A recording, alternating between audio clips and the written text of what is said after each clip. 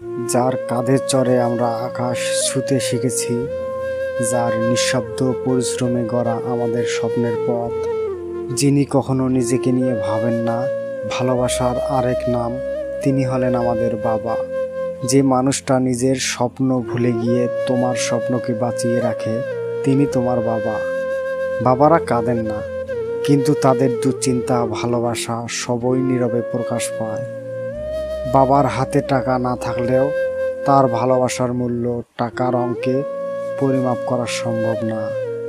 বাবারা কখনো ভালোবাসি বলার উপেক্ষা রাখে না, তারা প্রতিটি কাজে তা প্রমাণ করে যান। বাবা মানে সেই ছায়া যে নিজে রোদে হেঁটে যায় কিন্তু তোমায় ছায়ায় রাখে।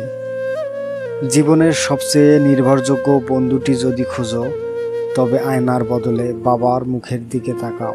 পৃথিবীতে বাবার মতো বন্ধু আর দ্বিতীয়টি পাবে না। একজন বাবা কখনো ক্লান্ত হন না, শুধু ভেতরে ভেঙে পড়েন, নীরবে, কারো অজান্তে, কিন্তু মুখে হাসি রাখেন সবসময়। সেদিন তুমি বুঝবে বাবার নিঃশব্দ আত্মত্যাগ, যেদিন তুমি নিজে বাবা হবে। বাবারা কখনো সুপার হিরোর মতো দেখতে নন, কিন্তু তারা আসল সুপার হিরো তোমার ভবিষ্যৎ গড়ার। যে সন্তান জীবনে হাজারটা মানুষকে কৃতজ্ঞতা জানায় কিন্তু নিজের বাবাকে ভুলে যায়, সে আসলে সন্তান হওয়ার যোগ্যতা রাখে না। জীবনের প্রথম শিক্ষক, পথ প্রদর্শক, আত্মত্যাগের প্রতীক, তিনি হলেন বাবা।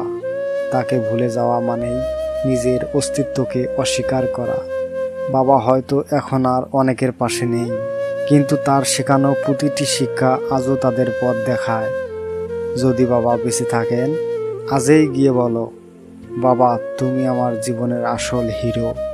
আর যদি না থাকেন, চোখ বন্ধ করে শুধু একবার স্মরণ করো, কারণ বাবারা কখনো মারা যান না, তারা হৃদয়ে বেঁচে থাকে চিরকাল। বাবা তুমি আমার চিরকালের অনুপ্রেরণা।